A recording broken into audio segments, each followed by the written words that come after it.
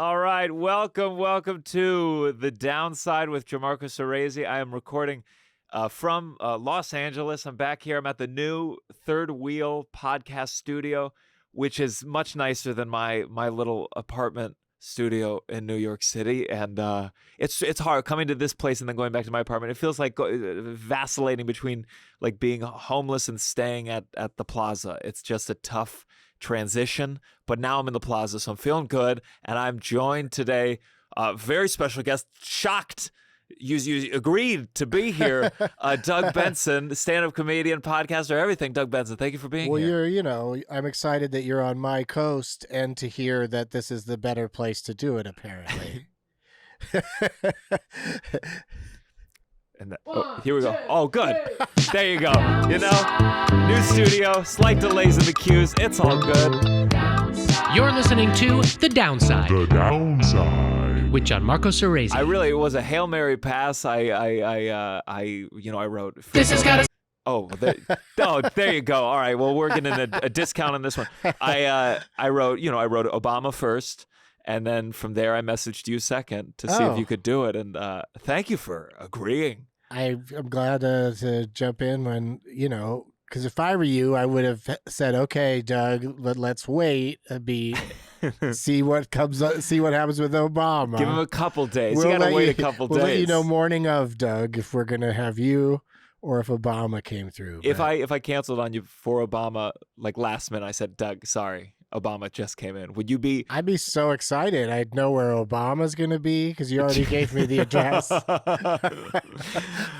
So I'd at least get maybe a cross the street selfie, like where I'm in the foreground and he's just getting into a car. Those are fun. That must be fun as a celebrity to just see people take selfies with you in the background. The distance selfie. Yeah, I don't know how much of that I get anymore because my eyesight is such that if I don't have my glasses on, I would never notice that sort of thing going on. So I guess I can imagine it's still happening all the time. Of course. If you're listening, if you see Doug Benson, you can get close with that selfie. He can't see for shit. I won't even notice that you're doing it. Are you really that blind? It rude at all. No, I mean, across a room, yeah, I'm that kind of blind with my glasses off. I can see distances and I can see close up, but in both cases, I have a slight. I need a prescription. Do you ever think about laser eye surgery? I did get it done. Oh, shit. Yeah. So didn't go great? I love it. I loved it. But your eyes still degenerate as they naturally would as you get older. It doesn't fix them from the aging process. Sure. So I'm still, my sight's going bad like it normally would. Yeah. But I had a really nice run there because I started wearing glasses when I was like 12 years old and never, tried contacts a bunch of times throughout my life, but never got the hang of it. So as soon as LASIK became a thing, when I did it, it was $2,500 an eye. And I did it at like the UCLA Eye Institute or something. Were you it was test run? It was pretty new. That's scary. I had heard that Kathy Griffin and Bob Odenkirk had both had it done, and neither one of them told me the horror stories. They just made it sound like it's 100%. Don't worry about it. And it did. The first time I did it, it didn't take completely, so I had to go back for like touch-ups essentially. Oh my God. So I kept having to have them do laser shit to my eyes. So that part of it I wasn't thrilled about, but not having to wear glasses again for, I went a good long stretch of just having, pretty decent eyesight without any kind of eyewear. All those, whenever there's an operation, my mind goes to all the people who got the bad version of it for them to figure it out. Right. Like my dad just had a surgery where they put he got a quintuple bypass and they put veins from his leg into his heart. And all I can think about is all the human beings that they tried different veins from different parts of the body, and then they said, "Oh, that didn't work." And I'm sure some people were blinded as they figured out these eye surgeries. Somebody's got to, be the. Do they even use that expression anymore? The guinea pig? Is that? You think? Is the guinea pig still the animal of choice when you're referring to just random testing that could do any possible horrible thing to what you're testing it on? I imagine, but I also think with laser eye surgery, there's no way the guinea pig's eye is good enough. At some point, you got to make the Right. leap. You Maybe the gotta go chimpanzee human or eye. something. No, I bet you the human eye is special. Like, I bet you, maybe there's some other crazy animal out there that has exactly the same eye as a human, but if there is, I haven't heard about it. I'm thinking about getting LASIK because I could never do contacts. I got contacts twice, and they showed me how to put it in. And they showed me, and then I would get to my apartment the next day. I would try to put it in. It was one of these activities that if it took longer than 5 minutes, I couldn't get it to stick, and I would start rage, filled with a kind of fury that I can't figure this out. It feels brutal. weird. It's brutal. It's just some people, I don't feel like it's meant to be or something. Cause I tried different types of contacts. I did, went the route of start off with hard contacts, then went to soft. But I guess now they're all soft. I feel like they're much better now, but still, I don't think I would be able to pull it off. Like when I would get one in, I just would spend the entire time thinking about how there's something on my eye. Yeah. I could never let it go. I could never just all right, I'm just going to chill, start acting like this is how I'm supposed to be able to see. Because that's the other freaky part is you can see better. Yeah. So you see well, but there's something on your eye. It's just, I don't like my girlfriend. I couldn't handle it. My girlfriend has the disposable ones, and she gets very loose with leaving them on the nightstand, and so there's these little clear chips everywhere. Yeah. And I had shit I wanted to talk about, but I'm so excited. There's this scam going around. I want to hear about that it. affected someone we both know. So I first heard about this. Some comedian reached out to me and they said someone wants to hire me for a private gig, and they just want random roast jokes about random celebrities. The kind of direction that you're like, who would want that? Right. I mean, maybe for a writing packet, maybe, but for some private event, it didn't really make sense. No. And I saw someone posted what they say. They said, "Hey, do you do private comedy gigs?" This person said, "Yes, I do. I was hoping you could do a comedy video for me and my wife. Our anniversary is coming up. Willing to pay $300. So not a great gig. I mean, if you're writing material then if you can tell some jokes, maybe roast a few celebrities, then just tell her I love her. That should be good. You can just pick random popular celebrities. 5 to 10 minutes should be perfect. Her name is Martha, while I'm Gilmore." Strange typing, Sure. Something's a little off. And basically what this person did is, I heard my friend who didn't fall for it is they sent the $300 in advance, but sent accidentally $3,000 and then said to you, "Oh, fuck, I put another zero in. You know how that happens all the time. Can you send me back the $2,700 difference?" Yeah.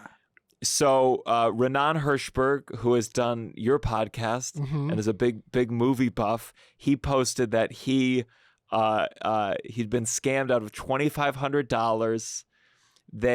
I guess there's something, they sent the $3,000 and he thought the money was in his account because when the money shows up in your account, it doesn't mean that it's cleared, or there's something there that's where you fall for it. Sure. So any comedians listening, don't do a gig for $300 where you have to write material. Number one, that's the first mistake. Unless you have that many celebrity jokes. I feel like you probably have some celebrity jokes saved up. Yeah, I still would have. This gig would have panicked me. I would have said, 5 to 10 minutes of roast jokes where I don't know what you're driving at, like why you're asking me to do this. Like are they going to chop this up and make some silly, make some weird video like Doug Benson's mad at Hollywood, and then it looks like I'm just standing at home ranting about all these celebrities. I love that your version of the scam is not that you were going to get scammed for money. It's a deep, your character will be dragged through the mud. They'll make fun of me somehow. Yeah. Yeah. Because it can't be scamming me for money because, there's already that first step of, they sent me $3,000. I'd be like, well, that was either, they're either scamming me or I just made $3,000. Yeah. Because you'd become the scam artist. I'm just gonna hang back and see where this is going, and then when they go, "Oh, we need $2,700 back," I go, "I tell you what, I'm gonna keep the $3,000 for a while, Yeah. And once I've had that money for a while, I'll send you back your 2,700. Mhm. Once I've been able to, maybe even buy some things with it. Invest in it. Or invest in it. Once I get the returns from the stock market, that's when you'll get your money Let me play around back. with it a little bit. And because you're obviously bad with money. So let me hold on to it for a little bit and get it back to you safely after my 300 has, my 300 is cleared. But yeah, the setup was too much of a, so did Renan make that video? That's, And you know is what? he I gonna should post write that video? Renan needs to post. If you wrote these jokes, Renan doesn't do a lot of celebrity talk. I'm sure he had to dig deep, learn about some celebs. I'd love to see that video. They might not all be home runs, but he's very funny. He's a very funny dude. So watching him attempt it'll be fun. It'd be funny if it was so bad. Everyone's like, you know what? You were scamming them with these shitty jokes too. I feel like you were both scamming each other. It's not worth 300. These setups were real just long. laid down. these Britney Spears jokes were old. They were played out. Yeah. You ever get either scammed or like not paid for a gig hardcore? I started like flashing on, has something similar happened to me, and I'm having trouble thinking of one. But I also always have had sort of every time I'm interviewed, somebody goes, "Tell us about your hell gigs." I'm like, one time I seem to recall, like, it's all this stuff that's bad is more vaguely remembered. Yeah. I've I definitely kind been of push that stuff away. Yeah. I just remember I've had, I'll still do some shitty gigs, and I think I headlined some club in Yonkers, and I think I was supposed to be paid like $110, and then you get $100. Right. And like the guy who ran the club wasn't the booker. The booker was my friend. And it was one of those where I'm like, you ask yourself, how far am I willing to go for these $10 I was scammed out of? Mm-hmm. And you just end up going, well, I'd like to headline there again someday, so I guess I'm fine losing $10. Yeah. And then enough people do that adds up to they're $100 richer after 2.5 months or however many comics they did. That's why to. sometimes the money is so It's little. You're so like, why? dumb. Just give me the money. It's the same with all spot pay. I'm like, we're just talking $20 here, 25. Sure. Yeah, it's funny when they start counting the pennies, and like right now is a tough time for it too, because if you go, hey, wasn't this supposed to be this? They go, it's a tough time. We're like, we're just trying to scrape our way back, and it's like, yeah, I get it. As are the comedians, of course. Well, I'm every time I go to LA, I get to do some great shows, but they don't pay. It's kind of like, they're doing me a favor, just throwing me on as a visitor, and it's like, it's fine, but some of these shows, they're so packed that I'm like, I'd love $25 to go to the Uber that I have to take home from this gig. Yeah. But I'm just still in a place. I'm still in a place of thank you. Yeah. There might be a casting director in that mob. Well, that's the nice thing. At least in LA, you feel like maybe there someone's might be here. Something, yeah. New York, that is rarely, unless you're at the Cellar or the Stand right now. There's few clubs where like industry's just coming on by. Yeah, they don't come out much in LA either, but it does happen. So there's always that glimmer of hope. Yeah, these trips are a bloodbath for me. Uber-wise, I don't drive. I don't know how to drive. Sure. So it's just Ubering everywhere. I like, even to this, I was in Santa Monica for something, and I'm so fucking dumb. I was like, oh, this is on Santa Monica Boulevard. Right, just go down the boulevard a few blocks. In my mind, I was like, oh, I'll walk there. I have an hour. And then I pull up the map, and I'm like, son of a bitch. You can't call it Santa Monica if it's in, where are we right now? West Hollywood? No, just Hollywood. Hollywood. Or even East Hollywood. Yeah. So you grew up in San Diego? Yeah.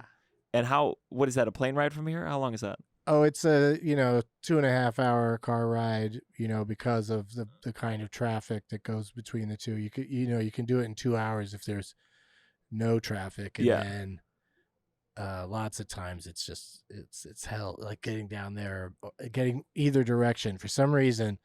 Also because Mexico's just beyond San Diego, like Tijuana, so like that whole stretch from LA down to San Diego and Tijuana is really a mess, like on weekends and stuff. Like the traffic's really bad. Did you do a lot of, when you were a kid, did you go to Mexico for trips? Yeah, it was. When I was a kid, it was like a family vacation spot that was cheap. Like, because we could also just do day trips. You could just drive down there. That's nice. Fuck around all day and then just drive back that same day, like going to the beach or the mountains. Like that, growing up in San Diego was pretty wild in that sense that I pretty regularly visited the beach, the mountains, and Tijuana. Like all three of those things while living in temperate, beautiful, 70 degrees all the time, San Diego. So it was really, I do think, a great place to grow up and close to, and then I fell in love with the idea of being in show business. So like being that close to Los Angeles, I can't imagine how many people just don't even try to have careers in show business because they live too far away. It was easy for me. That's always been my complaint. There's not enough people that want to get into show business. Yeah, we need more of them. We need them to come from further away, take bigger chances.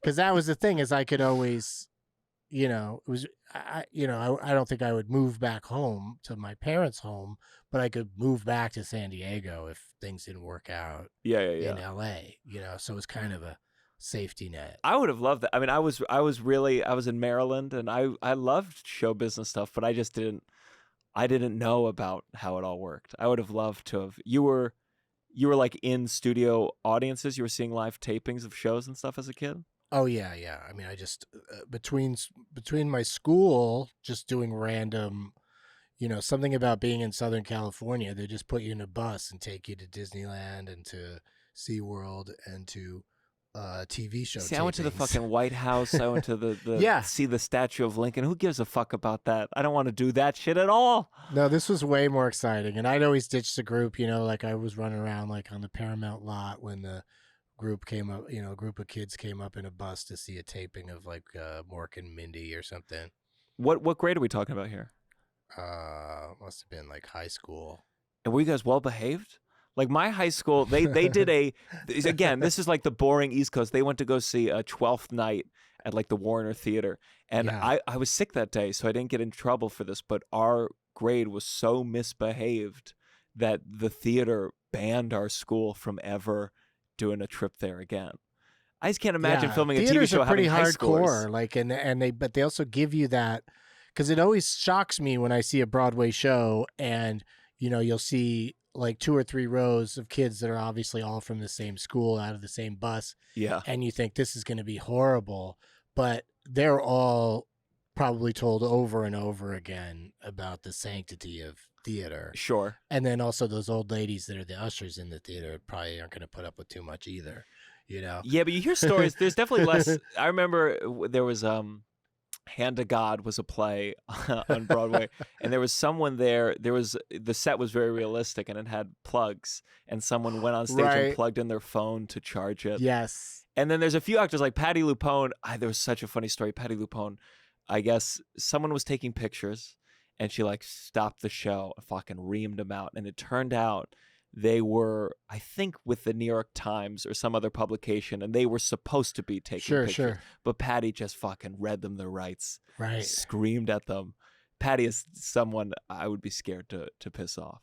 But I love that moment when somebody does take out their phone now, the way the usher will take their pointed flashlight and just run it on their face. Like they'll just run it on. I haven't seen that. They'll just wiggle it around like until they notice and not stop until they put the phone away. And it's like, everybody in the theater is like, it's like the Scarlet A or something. Like everybody can see, this person.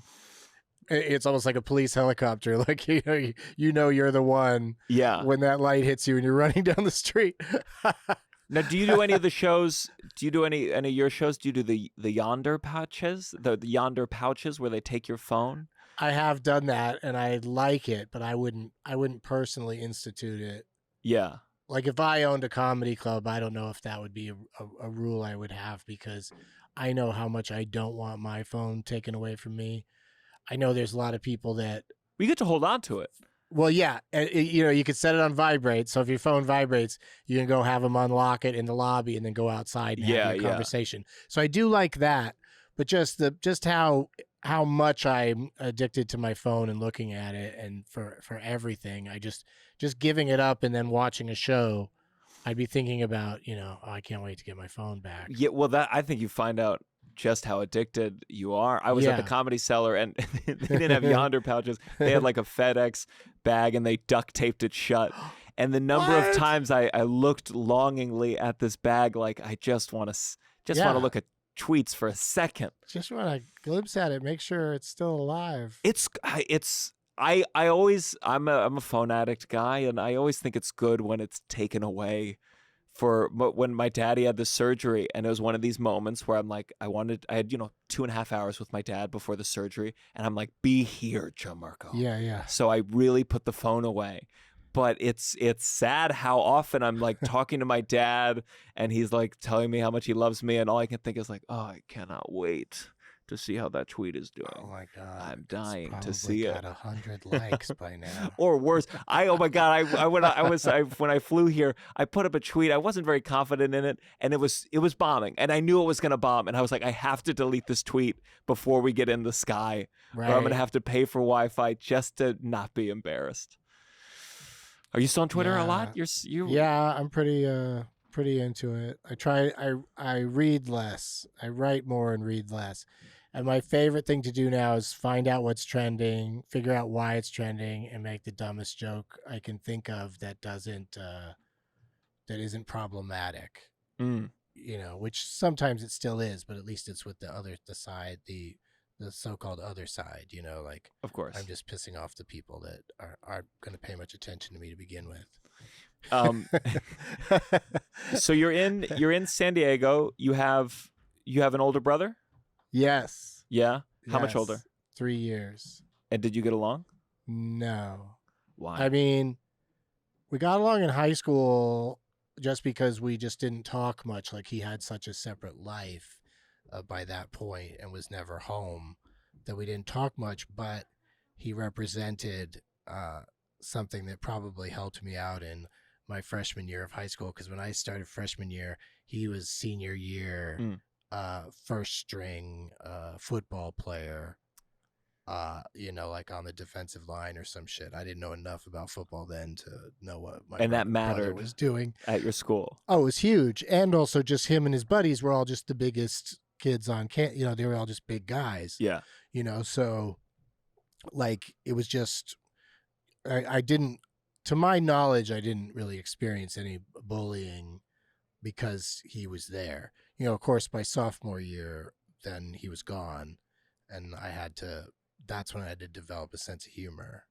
You felt a shift that once he was gone, people were like, all right, finally we get to pick on this nerd. Looking back on it, I realized that was probably, those things happened at the same time, because I really started to perform a lot. I was in all the performing arts classes, so I started being more active in student shows where usually all the roles go to juniors and seniors, but by sophomore year I was so fired up, I was like kind of unstoppable. I'll never forget the ego I had being a freshman getting cast in 12th night at my high school as a freshman, and it was like freshmen didn't get speaking parts in the plays, and that was the last time I felt kind of good about where I was in show business. Yeah, we had a annual Christmas pageant that we do every year, and there's just like kind of a natural progression of like the kind of roles you play. Like when you're a freshman, you'd probably be like kind of in the background, or a shepherd, maybe one of the three wise men at best. And then the next year you move up to one of the wise men, or Joseph or something. And then, when you're a junior, like it just would build up to eventually you'd play Jesus. Yeah. When you're a senior, like the most popular senior would probably play Genius, but you could Jesus, but you could slip in there if you were just popular with the, if you were just an entertaining student. If you're like a class clown, or like somebody that was, I was in lots of shows that people would get to see instead of going to class, and I would be funny. So like, I was pretty well liked. But when it got to be my turn to be Jesus, they changed the pageant. They decided to revamp it. and took that scene out and replaced it with a Santa Claus scene. They cut Jesus from the Christmas pageant. Yeah, that 1 year. It only happened 1 year, but the 1 year I could have been Jesus, I ended up having to settle for being Santa Claus. Settle. That's a good. I feel like you'd be a good Santa Claus. It was fun enough, but you were really bummed. You were like, no. Wait, what did Jesus? I remember that junior year was the person that was the class clown in junior year.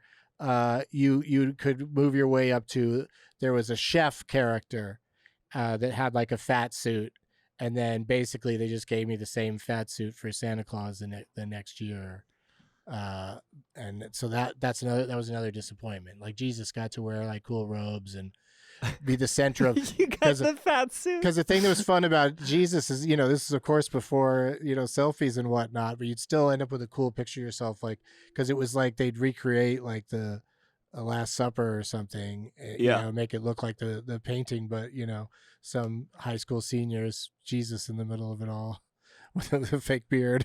Did they do the Last Supper with Santa that year? Just Santa in the middle? Well, that's when they changed it up. They just made it a feast that Santa was having. It was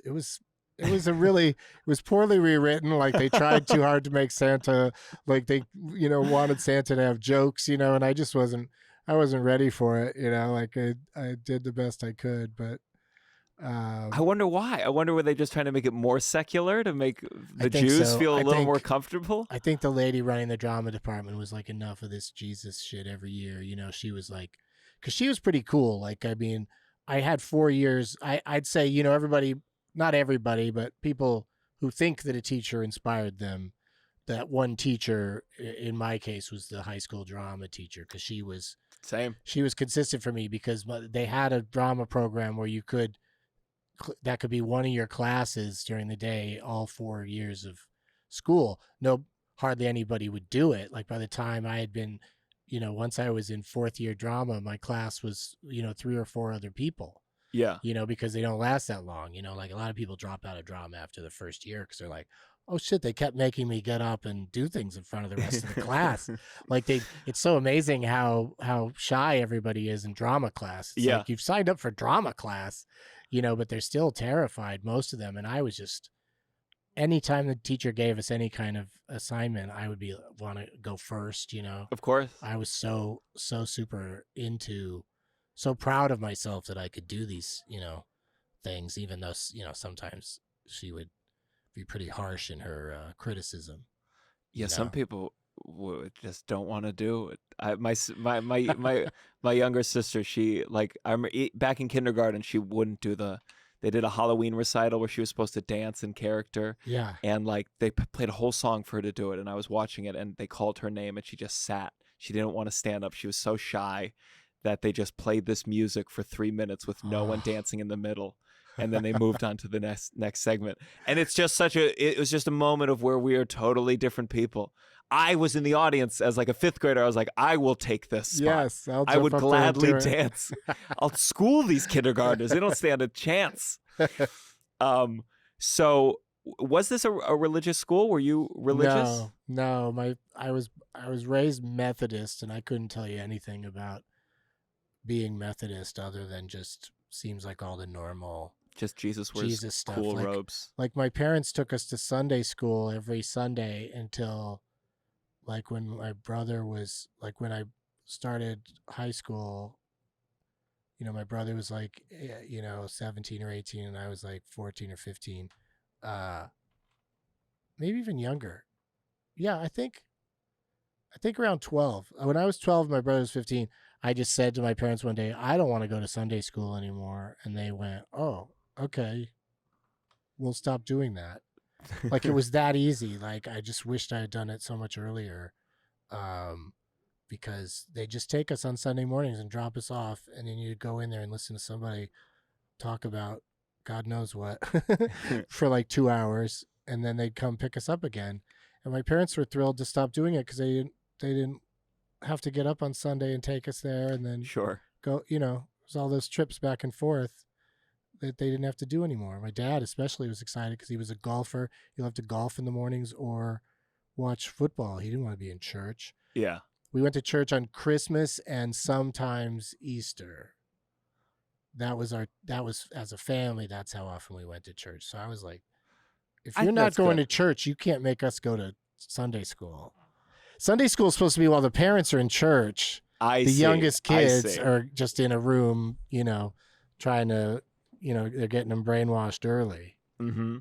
But, oh my God, it's just all so boring. They don't know how to make it interesting because, like, Bible stories are made into movies over and over and over again because shit actually happens. Yeah. There's exciting stuff in there. My friend said the Bible is the most interesting stories told in the most boring way possible. Yeah, it just I tune out immediately. Like when the Bible is a category on Jeopardy, I'm just like, I'm not going to know it unless it's something as dumb as who put a bunch of animals in an ark. I'm not going to know the answer because I just have always tuned out everything biblical. Even biblical movies when I was a kid, I thought all of those were boring. So are there any good Bible movies? Not to me, because once it's Bible, it's already like, oh, they're just going to look a certain way, and they're just going to, it's just going to be frustrating, like Last Temptation of Christ and stuff like that. I can't even watch that. It's like, why? What? He's doing what for our sins? I just hate the. I remember there was some Bible TV series, and someone said the devil looked very similar to Obama, and so I just hate. I think it's just always, and it happens again with like abortion, where all of a sudden I'm reminded there are a lot of religious people in the world, or it just you'll hear politicians talk about religion, and you wish you could. I wish I could get them on a lie detector to be like, you don't believe in this, right? This is just like all a front. I feel like there was a time when they also were kind of religious, maybe, but then you hear people. I remember that Mitt Romney. There was some like basically a podcast or a radio thing where he started talking about what he believed, and when he started talking about it, like Jesus will come back and he'll put his finger on the olive tree and and you were like, whoa, like, oh, you actually, There's a lot of people you're like, oh, for real. Yeah, he's really into it. Whereas like, I don't know, like Mike Pence or somebody, he's just pretending. He's just like, I'll just say. But I can't tell. I don't know if Mike Pence, Ted Cruz, he must be pretending. Pence, I don't know. I don't know if he goes and he sits down. I mean, I guess he could be that silly, I guess, to really believe all that stuff. Do you have any religious bone in your body? Are you? I just don't. I just never. My parents didn't encourage it, and then I got out of the game pretty early and never looked back. I really, I just don't. I'm not like, I don't walk around going, I'm an atheist. I don't say that because, something happened, something made all this shit, but I don't think the that one version gives us the answers. Are there any big weed religions? Any like? I don't think there's any. I mean, I'm sure, somebody will tell you there is. There was a guy that I followed for a little while, his progress, because he kept trying to open up churches in the Los Angeles area that were exempt from persecution for weed or taxation on the selling of it because it was a religious thing. Yeah. And he just couldn't, he just could get shut down every time. Couldn't before keep it afloat. Before this is before medical, and then now recreational, and so now there's less of a need for anybody to be like, well, I've got to create a place where you can buy and use marijuana. Well, it's called California. That's the place now. But there still might, a la Scientology, somebody could still keep trying the idea of like a weed religion in order to like sell and not be taxed. Sure. On the weed you sell, they could still pursue that angle. I don't know if Scientology I don't know if they have a view on weed. I just know Scientology's view is just to get all the money and then not pay any taxes on it because it's a religion. Being in LA, have you interacted with a lot of Scientologists? Not very much. I like cruise right past them on the sidewalk when they are pamphleting. Because also which buildings. That's the crazy part, is how much real estate Scientology owns in Los Angeles. There's that purple they probably building own is astounding. Billions of dollars of real estate because they just, like so many places you turn, especially in Hollywood, if you don't even really have to look at the fine print, you just have to read what it says on the building, and it's so much Scientology everywhere. I feel like if they had, back in my acting days, if they had mixed an acting class with Scientology, they could have gotten me. Like, that's how they would have, it would have been show business related. I mean, this is a good place to get people who need some guidance, who need some structure. I wish I could turn to fucking something, but it's everybody's on their own, you know, like they don't go after like football players, you know, or anybody that's in team sports, you know, like basketball players aren't going to be easily talked into being Scientologists because they already have a winning team, or at least the team that's paying them and it's their livelihood and it's causing all their success. Yeah. It's these out of work actors fresh off the bus that Scientology gets. And then you're getting all these potentially future famous people. That's the whole thing, is just they would love to have more famous Scientologists to show off. But even the famous ones, I feel like I feel like they're not as public anymore because they know it's like kind of career suicide. No, they keep it really quiet, but when pushed, they always defend it eventually. Yeah. But not too many people push because that's just not where we're at as far as, I mean, we know Tom Cruise is a Scientologist, so how much is anybody going to get out of him by trying to get him to say something negative about Scientology or something? Like, you know, a couple questions into that line of questioning and he's going to shut it down one way or the other. You know, like he's either going to leave or say you must move on to something else. What did you think of that? Remember that rant he had where they started filming the Mission Impossible? And people were, at the time, people were so frustrated with people not, like, you know, wearing their mask and stuff. People were like, yeah, Tom Cruise, tell him. And there was another part of me, I don't know, there's a part of me I was like, well, what's Tom getting paid versus his crew member getting paid? What are the working circumstances? I just think it's what should always be hesitant to rah the person in power, the producer, star, and director. I don't know. I never watched the clip. Does he have a mask on while he's yelling? It's just audio. I think he did. Okay, but that'd be really funny if he's screaming at everybody about mask wearing while having his mask off, because that's part of it, is that when he's on set playing Ethan Hunt or whatever, he gets to take his mask off. Yeah. So his mask's off a lot of the time on set. And so to yell at somebody for taking it off for a moment because they're tired of having their face wrapped in the middle, they're probably shooting in the desert or some shit. Yeah.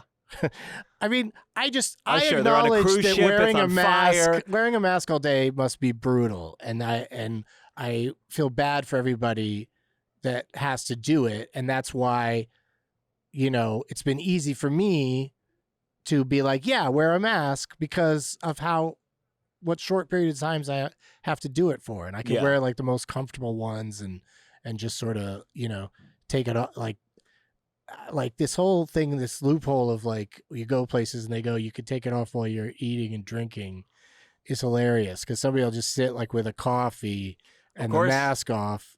I'm drinking. You know, I remember when it started for the longest time. You're like, well, that's I remember cheating. That's one of the first comedy clubs I did back indoors. It was a casino, and the rule was if you were eating, you could take off their mask. And so they just gave everyone a bowl of chips just so they could take off their masks. Yeah. I mean, you guys are about to have, is there a mandate right now? Does every business have to look at a vaccine card right now?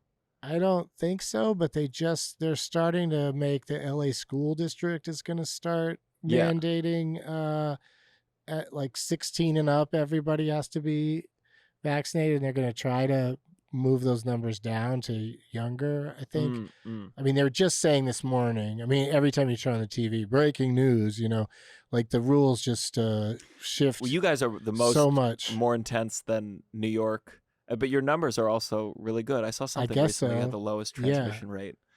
I guess, you know, I just do my own thing, which is to just not why take any chances? Like, why not just do everything as safely as possible, or just not do things that don't seem safe, you know? Like I'm just not going to go to a big concert with a lot of people. Yeah. You know, I'm just not going to do that yet. And that also feels like that's sort of how the public feels too. Like it's kind of hard to sell some of these big events unless the big event the point is we're all going to thumb our nose at wearing masks. We're getting it's a together. Kid Rock concert. Yes, exactly. Like all these things, you know.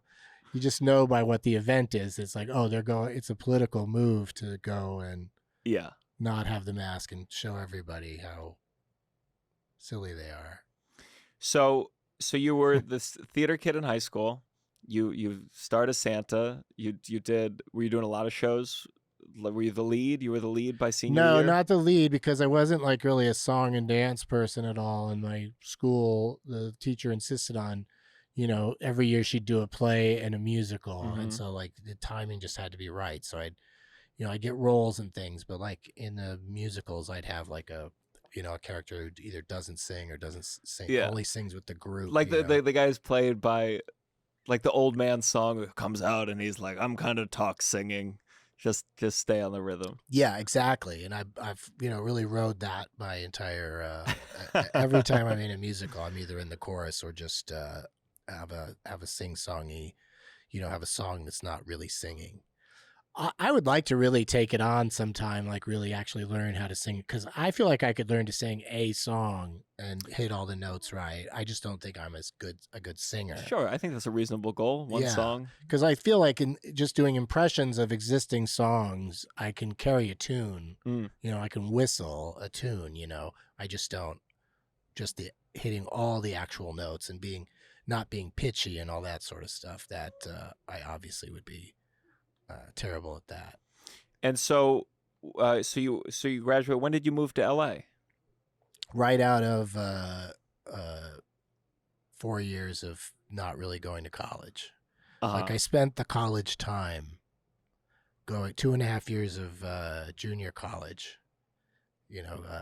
community college, and then a year and a half of just working 3 jobs in San Diego, knowing that I was going to, just move to LA. You're saving up. And then see what happens. Sure.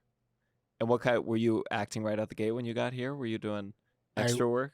Well, I was doing extra work in movies and TV shows, like immediately. Like I was immediately in movies that like are like known to this day. Yeah. It's wild. Like, cause it's just, back then, obviously things are probably a little different now, but it's probably essentially the same game where you just find out from the other, you go be an extra in one thing, know, and you find out from the other extras, well, here you can call this guy, you can call that guy. Like there used to just be lots of extra casting agencies in LA that you just sign up with all of them, make sure they have your picture and all your information. And then some of them would even have like a day and time that like each day you call us at 3:00, see if there's any work the next day. And then, so it's almost like, like a jury duty system or something like that, where you just sort of, just get called up when they need you. Yeah, it moves. I only did it once. I did extra work on Wolf of Wall Street, and I felt like really excited. It was the non-union extra, and it was a tough I had done a couple acting things here and there. I'd gone to theater school, and you go there and they were giving us all these period haircuts. It was just incredible to think how much money was going into people who probably weren't even going to be on screen. And this was like one of these boardroom or stockbroker scenes. So there are like 400 men in getting these haircuts, all of us in suits. And it felt, I don't know, it was tough that, there were some people there who like really thought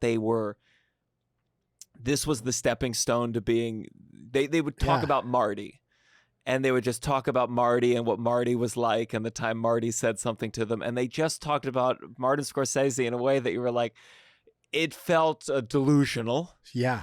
And especially when you were a non-union extra, I mean, the SAG extras would get to eat first. And so you're going up there to get the watermelon rinds. Yeah. And it made me too sad. It made me sad. I don't know if I did it when I was too old, but it was like I also was like obeying the rules, so I didn't bring my phone. But we were there for 8 hours in a boardroom scene, and all the guys started fucking around. They started putting Post-its on people's backs until one of the director, Martin Scorsese, walkie-talkie down to the 4th director and said, Marty said someone walked by with a Post-it that said, I have herpes. You guys need to knock it the fuck off. And they just yelled at us. And it was like, well, of course you have 400 unsuccessful actors in a room for 8 hours. Yeah. Just watching their dreams happen like 300 feet away from them. They got their hair cut like they were going to be on camera. Yeah. Like they were going to be, it was going to matter. I heard of someone he did Normal Heart, and they thought he was going to be a featured extra, and so they shaved his head. And then at the end of the day, they're like, nah. And, he got whatever $50 bump Sure, you got a get for bump. shaving your head, but it's not a good enough bump to make up for the big fucking bump on your head. No, I was just used to like wardrobe bumps all the time. They were always into, giving you $10 for bringing your own suit. And I would take it gladly. Of course. Very excited. I love that. But sometimes you only bring the top, and it's like got to be a top and a bottom to get the bump.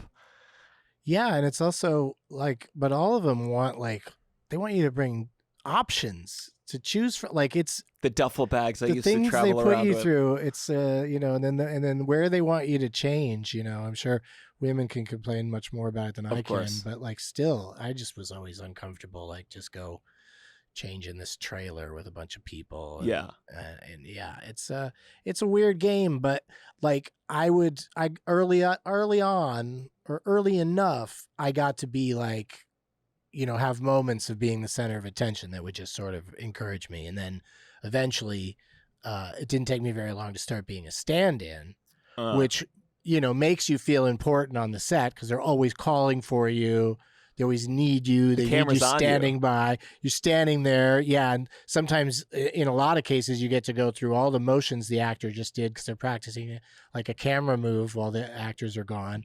So, would you act it? Would you would you try to like walk as much with as the you intensity? could get away with, because they would just, treat you like you were being silly because it's just more like just the body being in the space, but every once in a while you'd get to really have to act something out, or like there's in the second Nightmare on Elm Street movie, Freddy's Revenge, when the scene where the gym coach gets killed, I was his stand-in, so they let him go early instead of paying him overtime. Yeah, they let him go, and then all the close-ups of his hands and wrists are me.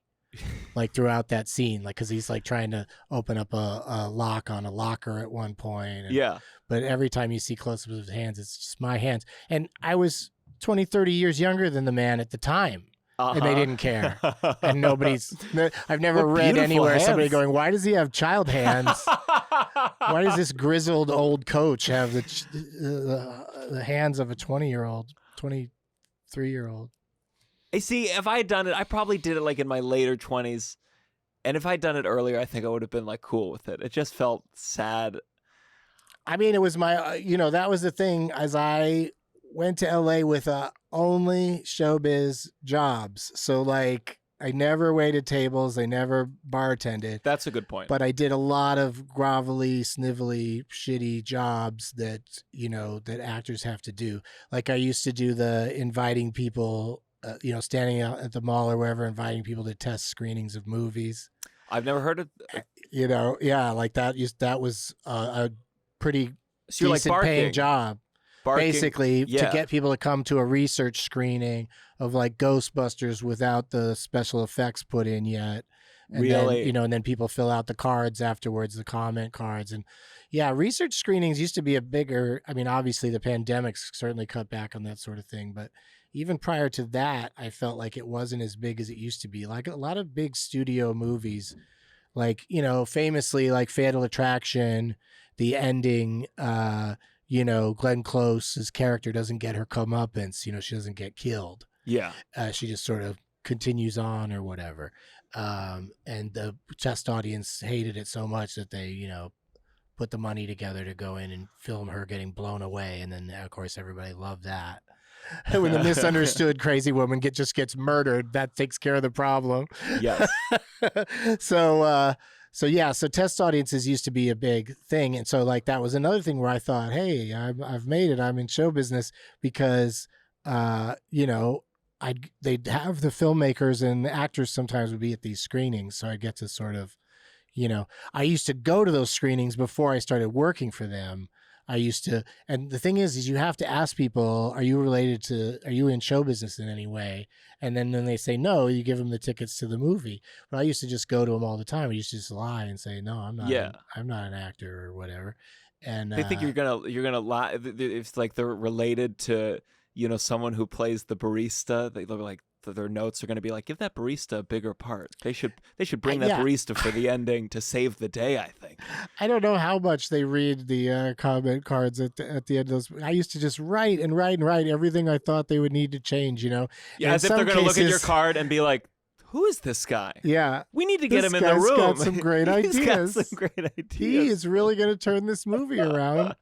It's that you get that diluted. It's like, you ever just scroll down and read the user reviews on IMDb, like for a movie, because they just allow, I guess you have to sort of sign up or something, but once you're in the system, anybody can just write a review. Yeah. And the writing is so terrible, but then also so shitty to the movie they're writing about. Like they're trying to be shitty to this movie, and then their review is poorly written. Mm-hmm. And I just want to scream because there's no response area.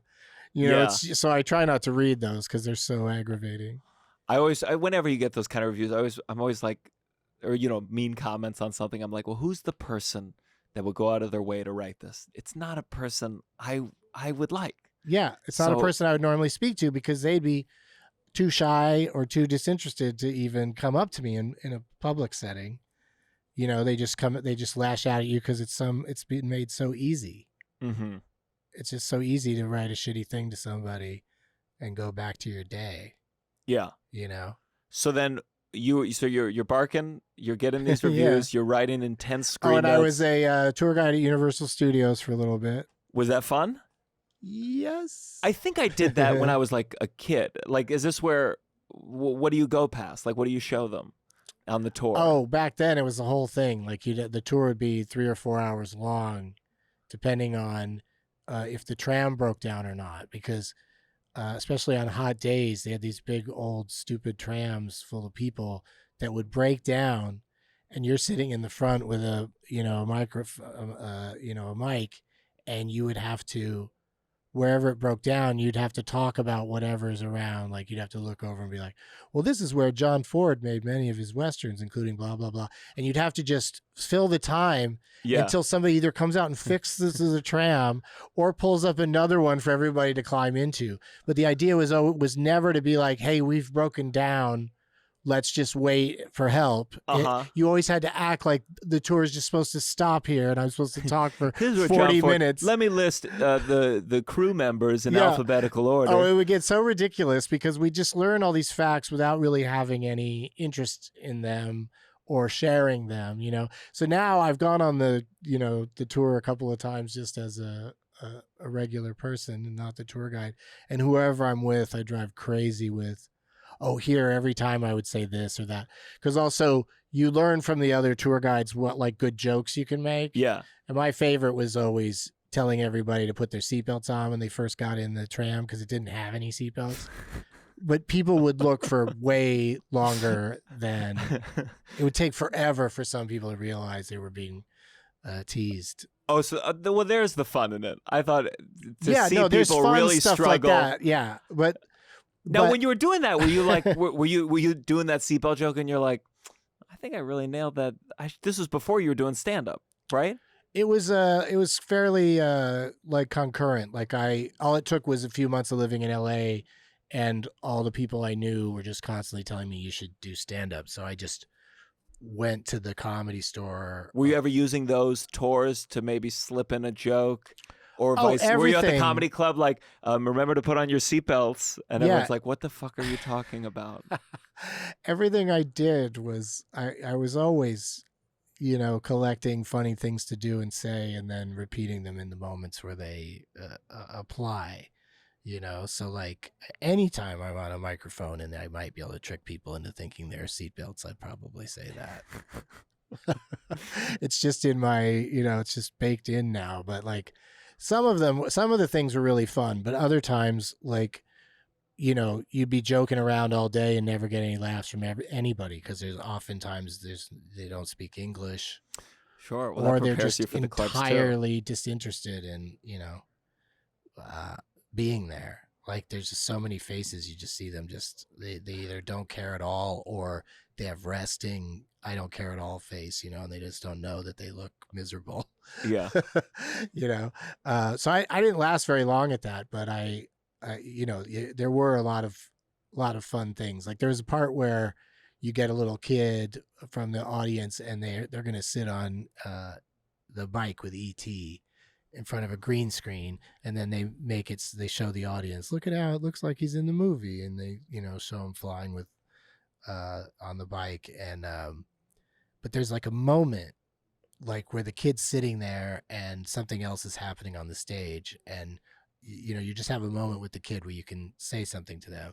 So I would say, when I ask you what your favorite movie is, say Citizen Kane. And it's like a 6 or 7 year old, Yeah. And most of the time they would do it. Like every once in a while they just get confused by, why is this guy asking me to do this? But most of the time they would do it. Maybe they were like 12. But anyway, so then you'd just be like, what's your name? Tammy? Oh, what's your favorite movie? Citizen Kane? And then the audience would roar. It was just like such an easy laugh. That's a good bit. Every time. But I just heard it from somebody else. Yeah. It's like how vaudeville used to be, Yes. like just comics just doing jokes they heard, just picking the best ones and adding their personality to it. I would have made it Schindler's List, I think. Right? Well, that's the my thing. turn. That's the thing. Looking back on it, it's like I could have gone darker. I think I tried every once in a while a different movie, but Citizen Kane was so perfectly like even if you don't know what Citizen Kane is, it's not for children. It's like, it's highfalutin, I am thinking about a 5-year-old saying it. It would be an amusing.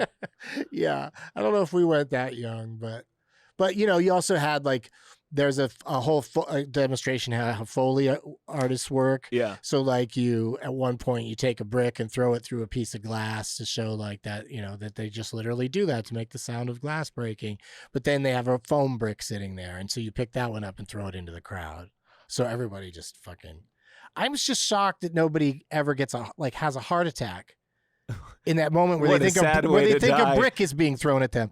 But you know what I mean? It's weird that heart attacks aren't brought on more by like a jump scare, like somebody jumping out at somebody and then they just go, oh shit, and then having a heart attack.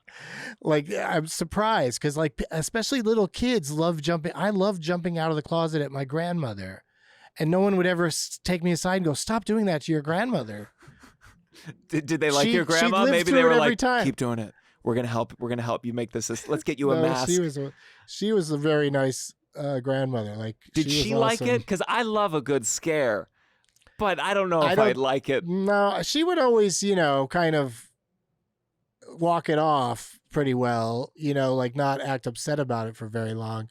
But still, in the moment, it's just like you're just scaring an old person. Like it's just something a child doesn't think about. I would watch a movie, a drama about it, where someone lives, their life has gone to shit, and you find out flashback when they were 5, they jump scared their grandma, and she died, and it just shook up their whole life forever, and they were just trying to be funny.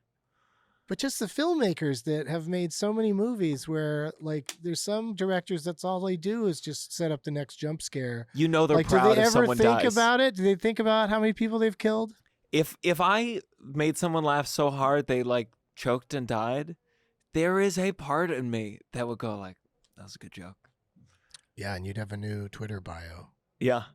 Robin Williams, I always remember Robin Williams, I guess, when he did Inside the Actors Studio. Not a notoriously hilarious show, but made it so funny. Someone in the front row laughed so hard they got a hernia. And I thought, like... That's the kind of laughs that guy got. Like, just people just lost their minds. Whoever got it, it wasn't like the healthiest dude in the world who got a hernia. Sure, so sure. They were hernia prone. Not to discredit his accomplishment. But that happens sometimes. Like people say it all the time, and I believe them when they say it. But like when it happens to me, I find it very surprising when you enjoy something so much that your face hurts afterwards. Mm-hmm. It does happen to me, but it's been pretty rare. You know, it's usually more like a Broadway show will do that to me. Where like afterwards, I'm like, God damn it, I was smiling that whole fucking time. What was the last Broadway show you saw and loved? Well, that is a great question. Aladdin just got shut down, so they're reopening. and Aladdin, I guess, opened. All these Broadway actors, they've been out of work. They fucking got back in shape. They did their show. I think it was they had 2 breakthrough cases, and now they have to shut down for another 10 days or something. And I cannot imagine getting back into Broadway shape for that show, very athletic show. Sure. And just immediately having nice to pause try. again. Ooh, that's terrible. Like I'm trying to remember like what. Oh, it was probably like maybe Jagged Little Pill. Oh yeah, yeah. Because when we were watching the Tonys the other night, me and my girlfriend were like in the musical category. We'd seen Jagged Little Pill and Moulin Rouge, but we hadn't seen Tina Turner. And was there another musical that came up a lot? It was basically a 3 musical night. There wasn't a lot. Like, it was between 3 Moulin things Rouge? all night. Moulin Rouge and the other one we saw. Because, it was a truncated season. There were several shows, lots of shows that were about to open when the pandemic started. Wasn't the Best Actor just one nominee? It was Aaron Tveit, and he won. And he won, but they made a serious announcement before he came out that the Academy rules stipulate that he had to get 60% of people to mark his name, even though he was the only option. They do that sometimes with the Pulitzer Awards, where like they'll have a short list, but no one wins. And I'm like, what the fuck? Just give it. You got to give it to someone. You don't got to be a dick. No one's even worthy of this. But I think they just brought that up just to create false suspense and cut to him in the audience, like, because he's sitting there, and they call off his name and he had his speech, obviously. Can you imagine how humiliating it would be? You're on TV, you made it to Broadway, and they're like, you were the only nominee, but you still didn't win. Sorry. You still lost. Sorry, before we got to This Has Got to Stop, I wanted to ask you, because whenever I go to LA, it feels like weed culture is like it. In New York, it was just legalized, I think, and I always think of LA like, oh, it's going to be kind of like this in New York soon. We'll have the Mad Men's. I'm sure they're just dying to open in New York. Yeah. And unfortunately, dying to tax the hell out of it. Of course. Since this is the downside, you've smoked weed from before it was legal. Did you ever think it would be this legal in your lifetime? Yeah. Oh yeah. Yeah. Cause it's just always been marching towards it. Like it's always like the amount of resistance I've gotten in my life for being an advocate and, clearly being high a lot of the time has, shown me that, everybody can be cool with it. Yeah. It just needs to, so many, they just, where was it? Somewhere just overturned, like expunged like 60,000 marijuana related cases, but now I forget which state it was. That's good. And that feels like it should be. But that's just like such a small amount, but it sounds like a huge amount, 60,000, Yeah. So it's like, there's still so much work left to go. No one should be able to make money off. No one should be able to make money off this shit until. Well, I mean, that I kind of have a career built off of it is, it's shameful that some people are in jail for the same thing that I've been able to use to thrive. I think John Mulaney in one special, he was something about people were cheering about being legalized, and he said, "White people, calm down. It's always been legal for us." Yeah.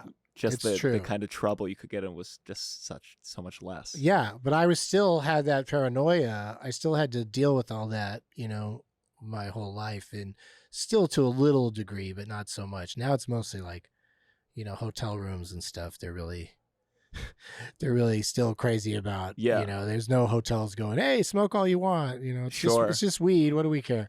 They just have signs now. They're just like, no, not even cannabis or vaping when they say no smoking. Like they're, and it's weird because as much as I love smoking, I also love not smelling cigarette smoke anymore. Like when I do come across it, it's actually kind of shocking how pungent it is and how unpleasant it is, because they just never smell it anymore. Everywhere you go is no smoking, but then they got to twist it in. They got to add, especially when they go no vaping. It's like, well, now you're getting into a weird area because a lot of vapes smell delightful. Of course. Like, people's colognes smell worse than vapes. Like, why aren't you drawing the line on that? No Axe body spray. No, they should really expand this list. Absolutely. Yeah, I would love to get to a place. I mean, I like to smoke. I still struggle. Every time I smoke, I go through a mini existential crisis in my road to like enjoying it, and I still haven't like smoothed that out. Whenever I get stoned to the degree that I want, I know I'm about to have fun because for a moment I go like, I'm gonna die someday. I think about like bodies. I get very like existential, and it's a dark place. Yeah. And I still haven't. Maybe I need to smoke more often. I'll move past it. But it's like I still have this existential dip, and it prevents me from. I want to smoke more. Right. But I hate that dip. Do you ever have a dark place you go to? I think if that, I feel like that can happen because it's just any kind of random thought you have when you're really high could end up, going very deep when you it goes aren't further. necessarily It's like ready for it. Yeah, my ability to just like feel it goes deeper, and I think I just like I've been in cars where someone's driving, and all I can think is like I start thinking, oh, if I got in a car accident. And my mind, I can't control it. It goes through and I would go through the window and it would do this and I would feel this and then I'd be gone. Yeah.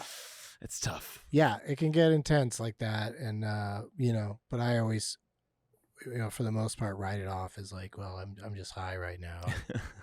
Cause it does, it does bring the bad thoughts and the paranoia, you start to, I was in a hotel room recently where, I used to, on occasion, put like something over the smoke detector in a hotel room. But then eventually I stopped because, vape and cannabis, all that stuff doesn't really affect hotel smoke alarms. They tend not to go off. Sure. That stuff. It really has to be like something's on fire or you're smoking a cigarette, blowing it right into it. So I generally just don't worry about those, try to open a window or something if I can. But I was just in a hotel room there where the room was completely sealed up, but checked into the room and there is a baggie, like a, plastic bag you wear in the shower cap over the smoke detector, which is like an old trick. Like you just take because sometimes a lot of hotels have a shower cap next to the shower. Yeah. And you just take that, put it over the thing and then that way, you probably won't set it off if you smoke. But it was there when we checked in. And I was like, and of course I forgot to ask, because I knew other people staying in the hotel because there was other comedians in the same hotel. But I forgot to ask anybody. But I just spent the whole time wondering, like, was that the guest before us did that so they could smoke in the room? Or the hotel does that because... Or the staff. Maybe the staff, someone was cleaning and, they want to get high.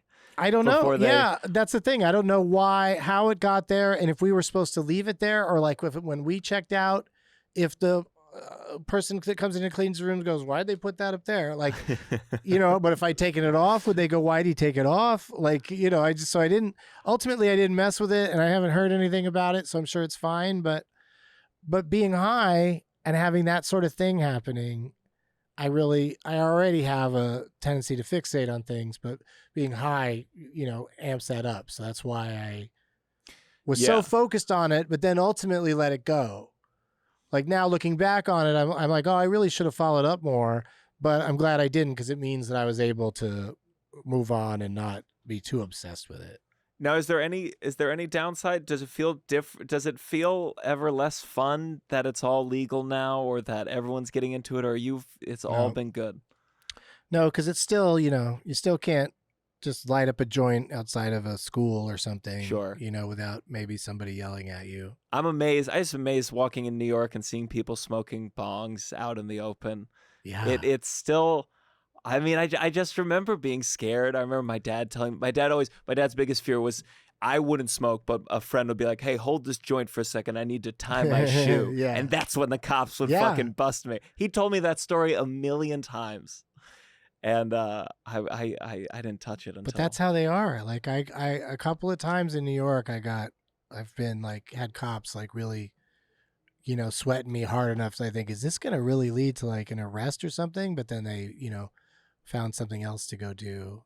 There's so much bigger fish to fry. Yeah, there's so much else. You just has to take a minute, but they still like to sweat you and make you think, you're in huge trouble just for like smoking a joint out on the street, But again, being white has really been helpful. That's why they stopped. They said, "Oh wait, you have pot, but there's a black guy over there with pot. We're gonna go do that." Well, there's a black guy over there doing nothing. Doing nothing. You have pot, but there's a black guy. Let's go check. Let's go see over what there. he might be up to. All right, well, let's go to our This Has Gotta Stop. This has gotta stop. This has gotta stop. I normally have a co-host, and he wanted to pass along one. I'm gonna do his in lieu of me. I'll do mine quick. He was just wanted to. There's been a lot of talk with this new James Bond movie, where people are like, "Who's gonna be the new James Bond?" And there seems to be with James Bond this hope, like, oh, make it someone, make it a woman. Make it a black guy, make it someone not the James Bond, and my co-host Russell, and I agree with him. There's this thing of like, why would you want James Bond to be the representation of any community? This is a murderer, a chauvinistic, murderous spy. Yeah, and I think it's not exactly the role of like you want a community to be a president, to maybe be the speaker at a thing, but like James Bond is not a good person. So there's a strange kind of desire to like use, I guess, a cultural icon to like, I don't know, rectify or make progress. And it's like, well, this guy's not great.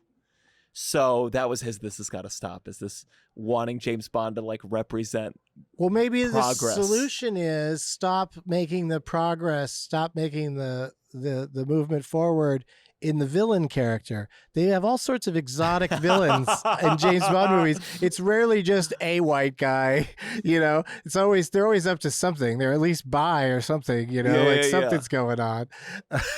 So yeah, but then of course, I don't know. It is weird that they basically want to make James Bond a better person at the same time, because they don't want the whatever culture he represents, like, because Daniel Craig's already pushing the bar of like, Pierce Brosnan before him, each guy who came along made James Bond a little less sexist, as they move forward. So now they can move into one that's not sexist at all. And the best way to do that is if it's, a woman or. I just love this idea that like, that the whole audience of James Bond is going to, like, yeah, sure, change James Bond to a woman, and then my dad will become a feminist. Like, he's going to see it and be like, oh, I guess a woman can be a spy. I am no longer a misogynistic 67-year-old man. You got to make people mad. Like, like the Lady Ghostbusters made people mad. You know, like that's what you got to do now is not just make something about women hunting ghosts. It had to be like, we're going to take these beloved men and replace them with women. Like, as soon as you're saying we're taking this beloved thing and replacing it with something that's not the same, then you're like causing so much attention on this thing. Why not just create original things? Well, you know why? Because they get a big. They need the name. They need the name. James Bond is going to sell tickets, and if you just change anything about his name. You could change everything else, but if it's still got to be James Bond somehow. And that's where I'm like, well, look, it's on the human being's fault. We're so easily, you could make, Whoopi Goldberg is the new James Bond, and it still would like sell a certain number of tickets. I might see that one. Yeah, as long as it's still James Bond. But Whoopi Goldberg is a spy who acts like James Bond. You're not even going to get financing to make that. Exactly. And it's not fair because it could be an excellent script. And a great idea, could be well executed, but the money wants to, remain safe and patriarchal. Well, that's whoever, Barbara Broccoli, she runs the whole James Bond. Yeah, Cubby Broccoli passed away. Was that his name? Albert Cubby Broccoli. Like, his nickname was Cubby, and I believe he might have even had it in his name, like, in the credits. Mm-hmm. Might have said Albert Cubby Broccoli. I want to know the history because that's Italian. I maybe guess it says R Broccoli. Now that I think about it, but yeah, very Italian. Very just had the rights to this thing and kept it as sexist as he could for as long as he could. He did a good job. He did a if really that was good his job. goal. He really held on. He did a really good job of keeping James Bond to his roots. Of that very first movie where. He sleeps with a woman, then slaps her around, and then doesn't care when she gets murdered. Which one is that? Just all of them? That's the first 10? one. Dr. No had that in it. Like, he got less abusive. You know, obviously there's Sean Connery was the He first. abuses women throughout. Yeah. He's the first one. And there was somebody before him that did some movie that, you know, that didn't really spark the series that we know now. And there was also like I think it was on TV even. It was called, they made a version of Casino Royale. I think that's been made like 3 times now, that one. Anyway. And did you have a I'm a movie nerd who grew up on James Bond and loved James Bond and now has to reevaluate every second of it. I was just into the gadgets. I made my dad, we made a suitcase with a false bottom, and like that was the kind of stuff. Yeah. I wasn't like as a kid being like slapping women around and then pushing them on the playground like, I don't care about you anymore. Yeah. Well, because they would, you know, they'd be double crossers generally. Like, they kind of deserved it. Yeah. Exactly. That they'd set up the story that, like, well, she obviously is, you know, with the other side, so that makes her somebody that should just be murdered. Like, that's the hilarious thing about the premise of 007 James Bond is his license to kill. He's just one of like a handful of agents in the Secret Service in England that just can kill a person for any reason. Yeah. And and there's no consequences. Did you have They just go, Bond. Now, Bond. They give him a slap on the wrist. They're always like, you know, shaking their heads like, ugh, maybe we shouldn't have given this guy a license to kill. Yeah. They're like, we're going to have to lie to a lot of families right now that have lost their loved ones. That's why their names are like M and Q. Like, they don't want anybody to know who they really are. Did you ever, this has got to stop? You bring one? Oh, yes. When, you know, I know it's not supposed to be like an information source. I know it's not Google, but sometimes I want to just get people's opinion about something via social media. So I'll ask a question on Twitter, and it's the comedy answers to a sincere question has to stop. It's just too much. It's got to be tough for you. Endless. I mean, you can ask what's like a sincere question you wanted to know the answer. Like, if I'm like, I'm going to be in Poughkeepsie, like, where's a good place to get a drink, or what's my a mom's good butthole. Restaurant? Yeah. I don't know why I wanted that one. Or the unhelpful is always the helpfully unhelpful, where, you know, hey, I'm doing a show in Chicago. Hope to see you there. And then the response, I'm not in Chicago. I'd come to your show if I was. You know, it's like, okay, why are we having this exchange? You know, but people want to be heard, and I'm hearing them. So you want a sincere social media? When called for, like, you know, if I make a joke, people can make their jokes, but like, I love on Twitter that you can just, some jokes I'm just like, I don't want to read what people think the tag for this joke should be. So I'll just put, you know, nobody can comment. Yeah. And, you know, it might hurt the overall numbers for that tweet, you know, because interaction is so important. Yeah. But I just love it. I just love because it's like the same thing in a comedy club. If you say a joke and somebody in the audience decides that they're going to add something to it, you can just talk louder than them or make fun of them or whatever. But it's just that freedom that they have to do it on Twitter. And that's what hurts the most about it. That's why I want it to stop, is because a lot of times it's well-intended. Of course. They're not trying to be a dick, but they don't know that question I just asked, that 50 people just responded with the same joke answer. I like a comedian's in Poughkeepsie and cannot find the best place to get a pizza because no one will give him a sincere answer. Because they won't really give you a sincere answer. Or, on the other hand, see, that's the thing, is there's so much to complain about with social media. Because on the other hand, when I say I'm in a town, I don't need to know everything that I need to do while I'm there. Yeah. I have a show to do, a hotel to check out. Like, if you know things specifically about my room, like if the faucet's tricky in the bathroom and you know how to turn it on.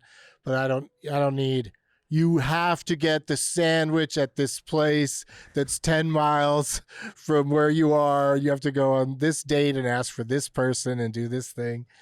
Because also, if you follow through on all that, a lot of times it's going to be a dead end. Like they're going to go, "What are you talking about?" Yeah, you get there. This restaurant's been closed for 10 years. We don't even. You've wasted. We don't know your time. what you're talking about. Yeah, the like people that have like a lot of advice, but I bring that on myself because I like movies and restaurants and stuff, and so in talking about that stuff in my travels, people will be, they're trying to be helpful, but a lot of times it's in response to a specific question. Where do I go for pizza in Poughkeepsie? I don't know, but if you like lamb, be sure to, if you get on the turnpike, I'm just like a comedian who wants to walk across the street to I want something that's like, I'm downtown. What's downtown? You know? Like, I just want it to be as easy and peasy as possible. But, other comics are very ambitious about, checking out certain things when they I like to do town. one museum. I like to get one museum in there. A museum in every town you visit? Yeah, I'm still new to it, but have you been to Appleton, Wisconsin? I did Skyline Comedy Club this year. Did you go to the Houdini Museum? It was fucking closed. What? It was fucking closed. No! I wanted to go to it for sure. I was so excited. That was the number one thing I was gonna do. It's a good museum. I couldn't tell you. I just remember walking through it going, I can't believe that they have the nerve to call this a museum. Oh, it's like I mean, you got to really be into Houdini, and also you're not going to see like cool Houdini shit. You're just going to see like, that's where his bed was, and that's, I don't even know. I don't even remember if the space where the museum is like where he lived, or it's just his stuff brought to a place. I don't even remember. I just remember going because somebody else wanted to go, and just having regret the whole time. But I like your spirit of like going to museums. Yeah. But museums are like the number one, like I got to really be in a super special place and probably need to go alone. You got to love the person. You never have the same, you don't agree on, should we look at this painting for 10 minutes or for 2 seconds? Like, it's hard to agree with another person. Yeah. I've been to those about a person where, like, with the Houdini, it's like, here's the receipt for the handcuffs he bought once. They do that with Dangerfield all the time. Like, I will see Dangerfield exhibits places, and it's like, this is the napkin. It's whatever they can do to fill this. It's like a comic with 5 minutes doing an hour, a museum version of that. But Houdini was closed because of the pandemic? I think it was, or I hope it reopens so that people can go and you've learn all about him. You really made it seem like it's not worth anyone's Well, because time. I just that it's there is amazing to me, and I feel bad that they might have closed because of the pandemic. They need to close on their own terms, which is that it's not a good museum. They need to reopen and let some people come through and show them the error of their ways. But I maybe I should give it another try. It's been a long time. They just added a napkin he used for breakfast once at a neighboring town. I don't remember the napkin or anything. I couldn't tell you anything about the Houdini Museum other than I was, underwhelmed. But on the other hand, the Paramount Theater in Austin, Texas, if I'm there with anybody I've ever, even strangers, if I'm next to someone, I'm in that theater, I feel compelled. I always have to tell people that there's a hole in the ceiling. It's got like a beautiful ceiling that's painted, but there's a little hole that you can see from any seat on the floor that was put there by Houdini for one of his bits when he performed at that theater. So there's just this permanent hole in the ceiling. I don't even know what the bit was or if it's even true, but I just tell everybody that that's the Houdini hole. That's worth more than the entire so Houdini much more Museum. interesting that happened, that he left a hole somewhere that's just there forever than, some of his shit, his napkins in a Though now that I've heard that, display. if I ever own a shitty theater that has holes in the ceiling, I'm going to be like, you know what these holes are from? Right. I think that might be, the Paramount Theater might just be somebody who was smart enough to come up with a good story for that hole. And The Houdini Hole. And it's just made up. The Houdini didn't do shit to that hole. All right. Well, let's wrap this up. Let's go to this is now the You Better Count Your Blessing. You better count your blessings. My friend Douglas Goodhart singing for the downside. My blessing's pretty simple. Every time I'm in LA, this is my blessing. My mother lives here. But she's in a cast. She had a big ankle surgery, but she still is helping me out with so many of these fucking rides. She's taking care of me, and I can't imagine what these trips would be like without having my mommy here. It is a real blessing to have her, and she's still down to do these spots, see these shows, and thank you, Mom. How'd she end? Is she from LA? No, she was in Maryland. Her and my stepdad got divorced, and she was in DC, Maryland area for a bit, and then my sister's out here. She's a dancer, Katie Cagle. She's a dancer. Another sister does fashion sales, and my mom just made the big leap for huge. And we didn't know if it would stick, but now she's got a boyfriend. She lives in the Palisades, and she's an LA gal now. I mean, that's perfect for you because, you're remaining an East Coaster. Yep. But in show business and have plenty of reasons to come to LA. And then now Mom's always here. Her boyfriend had a cat. My girlfriend's deathly allergic. So last time we couldn't stay with them. But another blessing, the cat died. Oh, and so now my girlfriend and I can stay there.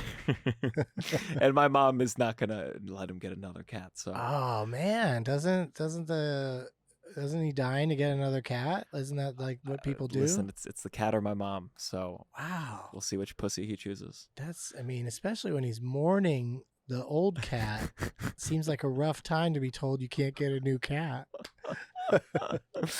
Listen, I guess he knew what he was getting into. He knew what he was getting into. The old cat was like days were numbered. Yeah. Like no one was gonna see if that cat has 8 more lives. It was natural causes, though. My mom did not do anything. Oh, she just let time do its. It's a beautiful story. Do its crime. Thank you. Do you have a blessing to close us out? Yeah. These kind of questions are you always worry that you're not in the right zone. Mm-hmm. I felt like you wanted something more specific than what I want to say, but I have a specific example to go with why I feel this way. And so my blessing is to music.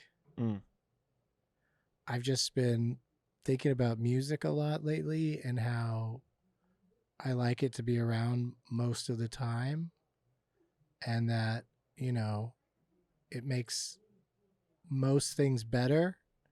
You can cheat and make something better through music. Like these people that are TikTok stars are just using other people's really catchy music. And that's so much of and just commercials and movies. Like sometimes you just get you feel great in a moment watching a movie, and it's just because of the song they threw on that they didn't create at all, the makers of that movie. They just got to pick it and pay for it and put it in there, and it really raises you up. But that's coming out of the pandemic. Like I didn't listen to that much music at home. I mostly watch TV and movies, and, if I listened to something, it was talk stuff. So I didn't have a lot of music during the pandemic. So now that we're out and about again, even though a lot of it is like, you roll your eyes, like, why are they playing this song in this place? It's still just having music around is it's nice. And I decided the only time that I don't want to hear music is when I'm trying to parallel park a car. Sure. That's the only time. Listen, I agree. I think you appreciate music even more when you hear bad music, because I do like workout videos on YouTube, and like they don't want to pay for the rights to like real music. They want to keep all the money. Sure. So they play like bad, like kind of and when you hear that for an hour, you're like, oh, music is so important to the experience of anything. So I think that's a beautiful blessing. Oh, good. I wanted to say real quick, I want to give a shout out before we go. My friend Jay Nog, he's a stand-up comedian. He has a new special out. I told him I'd give him a shout out. It's called Something from Nothing. It's out on Comedy Dynamics right now. He filmed it. He was doing a lot of the drive-in shows during the pandemic. Sure. So he filmed an hour, and I think that'll be a fun watch. I think that these kind of things that people came up with to do stand-up, outdoors, like rooftops and drive-ins. I want to see more specials done that way to not only capture what happened, but also it's just another way to open up stand-up more instead of just somebody standing in front of a fucking curtain. Mm-hmm. I think about it a lot. Like, what would it take me to like seek out a stand-up special? Like, what's something that makes it a little. What's different about it is, do they have their car engines on and they can drive over the performer if they don't like it? I'd watch that because it'd be exciting. Like, every once in a while you see somebody's car inch forward a little bit, like they're thinking about it. The setup's taking a little long. You're the little polite flash of the lights. I'm coming for you. I used to say when I would do those drive-in shows that it was like being a person that was just traveling through the Radiator Springs from Pixar's Cars. Like you're just a comedian performing for cars.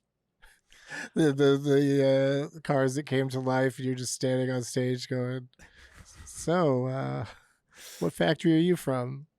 Well, on that note, then I'll plug. I shot an outdoor special last year, Shelf Nice. Life on Amazon. Check that one out after you check out Jay Nog's Something from Nothing. Anything you wanted to plug? I have done nothing outdoors my entire life.